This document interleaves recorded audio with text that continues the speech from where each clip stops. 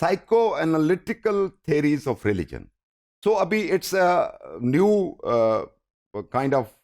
topic we are going to discuss and address that is different from sociological context of religion, because जब हम psychological और analytical theories की बात करते हैं तो साइकोलॉजिकल डोमेन और उसके कॉन्टेक्स्ट में हम रिलीजन को समझने की कोशिश करेंगे और उसके कॉन्टेक्स्ट को समझने की कोशिश करेंगे। जो साइकोलॉजी के पैरामीटर हैं वो किस तरह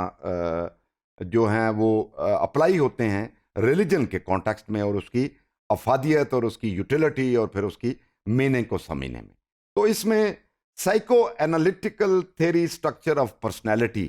जिसमें ख़ास तौर पे इड, ईगो और सुपर ईगो, सिगमंड फ्राइड की बात बुनियादी तौर पे ये तीनों तरह की जो जो जबिलतें हैं इंसान की, उसमें ये तीन तरह की जो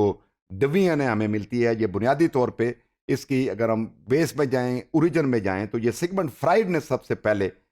समझने की कोशिश की इंसान को और उसकी पर्सनैलिटी को समझने की कोशिश की कि किस तरह इंसान जो है उसकी पर्सनैलिटी डेवलपमेंट होती है और किस तरह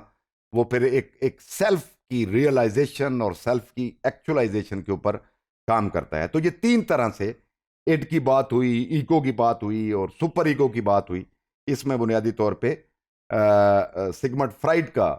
काम बहुत है, मैं जिसको हम अलहदा एक टॉपिक के तौर पे फ्राइड और रिलीजन के कॉन्टेक्स्ट में देखेंगे। सो ये साइको एनालिटिकल थियरी और स्ट्रक्चर ऑफ पर्सनैलिटी के ऊपर ये सारी बहस हम इसमें करेंगे कि जो पर्सनैलिटी है और पर्सनैलिटी के जो इंग्रेडिएंट्स हैं, जो कंपोनेंट्स हैं, जो फैक्टर्स हैं कंट्रीब्यूटिंग टूवर्ड पर्सनैलिटी डेवलपमेंट और सेल्फ ग्रोथ जिसको आप कह लें, और एंड पे जो सेल्फ की एमर्जेंस और उसकी डेवलपमेंट के हवाले से। तो ये लेयर्स ऑफ माइंड की बात है, क्योंकि आप जानते हैं कि साइकोलॉजी की हम जब भी बात करते हैं तो उसका मतलब ये होता है कि हम इंसान को एज एन इंडिविजुअल डील कर रहे होते हैं, क्योंकि ये सोशियोलॉजी से डिफरेंट पैराडाइम है। तो उसकी माइंड की कॉन्शियसनेस और फिर प्री कॉन्शियसनेस और फिर अनकॉन्शियसनेस, ये जो लेयर्स हैं ये बुनियादी तौर पे ज़ेर बहस आती हैं। तो इसमें जो कॉन्शियस माइंड का कॉन्सेप्ट है, it includes everything we are aware of our own mental process, जो भी थॉट प्रोसेसिंग हो सकती हैं, जो फीलिंग्स हमारे अंदर आ रही होती हैं as an individual, as an अकाई के तौर पे जो इंसान सोच रहा होता है, जो उसके एहसासात होते हैं, जो उसके जज्बात होते हैं, जो तफर्रकात होते हैं, जिस तरह उसकी अप्रोच डेवलप होती है, उसकी अवेयरनेस का जो प्रोसेस है। और उसमें अल्टीमेटली क्या होता है कि इंसान चीज़ों को रैशनलाइज करने की कोशिश करता है, रैशनैलिटी को यूज़ करते हुए। तो उसको इसलिए जो साइकोलॉजी में रैशनल बीइंग का कॉन्सेप्ट है, जिस तरह सोशियोलॉजी में हम कहते हैं कि सोशल बीइंग है इंसान, इस तरह साइकोलॉजी कहती है कि इंसान रैशनल बीइंग है, ये अकल का इस्तेमाल करता है, कॉन्शियस का इस्तेमाल करता है। इसी तरह जब हम कॉन्शियस की बात करते हैं तो इस तरह कुछ इंसान के अनकॉन्शियस पार्ट भी होते हैं, जो कि इंसान की अपनी ज़ाती अवेयरनेस, ज़ाती कॉन्शियसनेस, ज़ाती जो उससे वो मावरा होते हैं, वो इंसान के कंट्रोल में नहीं होते। वो फीलिंग्स हो सकती हैं, वो थॉट्स हो सकते हैं, वो मेमोरीज हो सकती हैं, जो कि इंसानों के बिहेवियर और इंसानों के एक्शन और इंसानों की प्लानिंग, जो सोच, उसमें तमाम तरीक़ों से वो असरअंदाज हो रहे होते हैं। बट जो इंसानों के बस की बात नहीं होती, उनको आप कह लें कि वो unconscious part of your personalities होते हैं। तो रिलीजन के कॉन्टेक्स्ट में अगर हम बात करें तो रिलीजन भी एक काइंड ऑफ जिसमें फीलिंग्स हैं, जिसमें सेंटिमेंट्स होते हैं, जिसमें लव का, ब्रदरहुड का, कम्युनिटी का और लोनलीनेस का और एक ब्रदरहुड का कॉन्सेप्ट जो है वो उसमें होता है। ख़ास तौर पे हम इसमें भी होता है कि वो अस का और अदर का कॉन्सेप्ट है। सोशियोलॉजी के स्टूडेंट जानते हैं कि जब अस की बात होती है कि रिलीजन के कॉन्टेक्स्ट में भी कुछ को कहा जाता है कि ये हमारे अपने हैं, कुछ को फिर अपने नहीं समझा जाता रिलीजन की बेस के ऊपर, तो वो साइकोलॉजिकल इंपैक्ट उसके होते हैं। फॉर एग्जांपल अगर हम बात करें हिस्टोरिकली, तो our knowledge of the historical worth of certain religious doctrine increases our respect for them but does not invalidate our proposal. यानी अगर हम देखें तो रिलीजन के बेशुमार ऐसी चीज़ें होती हैं जो डॉक्ट्राइन्स कहते हैं किसी अकीदे को, किसी व्यू पॉइंट को जिसको हम मान रहे होते हैं। तो अकायद की दुनिया की अगर हम बात करें तो वो हमारे उनकी हम रिस्पेक्ट कर रहे होते हैं बेस्ड ऑन रिलीजियस बिलीफ। तो रिलीजन के कॉन्टेक्स्ट में अगर हम बात करें तो रिलीजन बुनियादी तौर पे एक अटेम्प्ट होती है to control over the sensory world. तो अगर हम सेंसरी वर्ल्ड की बात करें तो आपकी जो सेंसेस हैं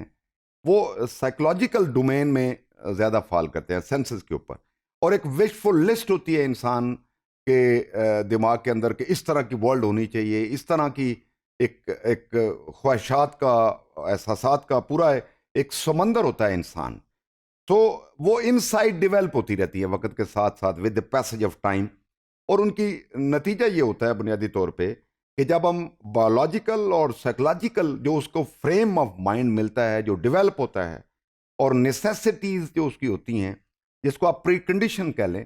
तो वो प्री कंडीशन जो साइकोलॉजिकल होती हैं वो डेवलप करती हैं उसकी विशफुल थिंकिंग। तो इंसान जब आगे मूव करता है तो रिलीजन के हवाले से भी उसकी ख्वाहिश ये होती है कि एक विशफुल थिंकिंग जो रिलीजन उसको बताता है उसके मुताबिक अपनी जिंदगी को उतारे और आफ्टर जो डेथ है उसको वो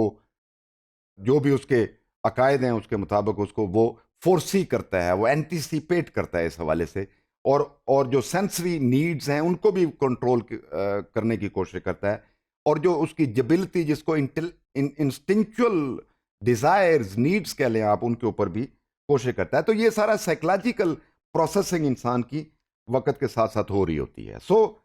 इन nutshell we can say that everybody attempts to assign to religion its place in man's evolution. कि इंसान की ये हमेशा से ख्वाहिश रहती है